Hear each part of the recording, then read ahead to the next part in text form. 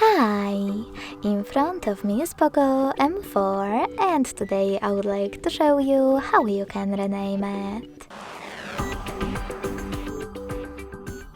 Begin by going into Devices Settings and choosing About Phone section right away. Now tap on device name at the top right corner and then simply type in wherever you wish to. In my case, Sunny.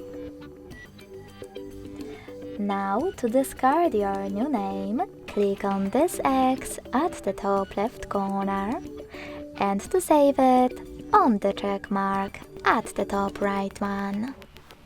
So when I tap on my check mark, as you can see, name of this POCO has changed.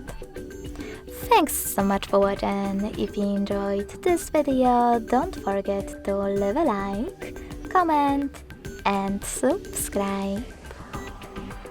Bye!